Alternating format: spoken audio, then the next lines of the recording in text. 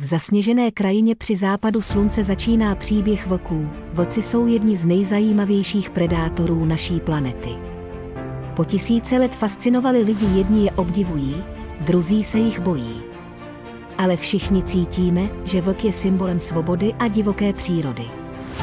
Vlčí vytí je jedním z nejznámějších zvuků přírody, není to jen strašidelný hlas noci. Vytí má jasný účel, svolává smečku, varuje cizí vlky, nebo udržuje spojení na velké vzdálenosti. Každý vlk má trochu jiný hlas, a tak smečka pozná, kdo vyje. Je to jejich jazyk divočiny. Na první pohled vypadají podobně, ale víte, jaký je rozdíl mezi vlkem a psem? Pes se stal naším společníkem před tisíci lety. Vlci si ale zachovali instinkty divočiny. Vlci mají delší nohy, štíhlejší tělo a hustší srst. Jejich čelisti jsou silnější a oči uší, zatímco pes hledá potravu od člověka, vlk spoléhá na smečku. A hlavní rozdíl. Pes štěká, vlk vyje. Vlci jsou symbolem síly, odvahy a svobody. V mnoha kulturách byli uctíváni jako ochránci přírody a i dnes nám připomínají, že spolupráce a vytrvalost dokáže překonat i ty nejtěžší překážky. Vlci nejsou sprinteři jako kočky. Jejich síla je ve vytrvalosti, za jediný den dokážou ujít i 60 kilometrů, když hledají potravu. Při lovu používají taktiku, jeden honí kořist, další ji čekají a společně ji obklíčí. I když ne každý lov je úspěšný, jejich spolupráce jim dává velkou šanci přežít i v drsných podmínkách.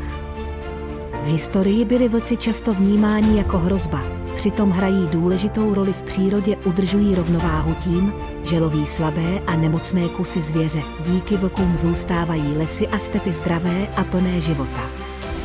Mláďata vlků se rodí slepá a hluchá, prvních pár týdnů tráví jen v noře, kde je chrání matka a ostatní členové smečky. Jakmile vyrostou, starší vlci je učí hrát si, stopovat a lovit. Hra není jen zábava, je to příprava na život v divočině.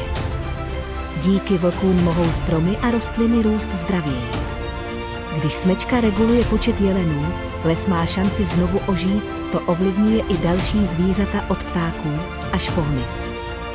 Vlk tak nepřímo chrání celý ekosystém. Vlk šedý váží 30 až 50 kg, v některých oblastech i víc, během běhu dosahuje rychlosti kolem 50 km za hodinu. V přírodě se dožívá 6 až 8 let, v zajetí může žít i dvakrát déle. Mladí vlci často ve 2 až 3 letech opouštějí svou smečku. Vydávají se na dlouhou cestu hledat nové území a partnera, někdy přitom překonají stovky kilometrů hory, řeky i lidská obydlí. Tyto osamělé poutě dokazují jejich neuvěřitelnou vytrvalost a odhodlání. Vlci mezi sebou nekomunikují jen vytím. Používají také gesta polohu uší, ocasu nebo očí, vlčením, kňučením nebo pohledem dokáží vyřešit spory ve smečce, aniž by se museli rvát. Vlci inspirovali mnoho legend a příběhů. V severských mýtech jsou spojováni s bohy a osudem, u indiánských kmenů byli symbolem věrnosti a odvahy. I v dnešní době nám vlci připomínají, jak důležitá je síla rodiny a spolupráce. Vlci nejsou jen lovci. Jsou to putovníci, učitelé i symboly přírody. A i přes všechny mýty a strach ukazují, že jejich místo v divočině je nezastupitelné.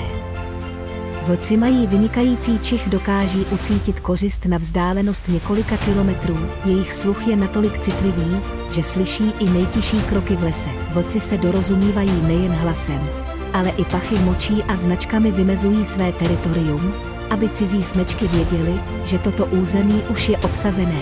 Díky těmto schopnostem vlci přežívají i v těch nejdrsnějších podmínkách. Vlci mají překvapivě široký jídelníček. Neživí se jen jeleny a divočáky, ale dokáží ulovit i menší zvířata, jako zajíce nebo hlodavce. V době nouze se spokojí i s rybami nebo zbytky potravy. Vlci jsou výborní plavci.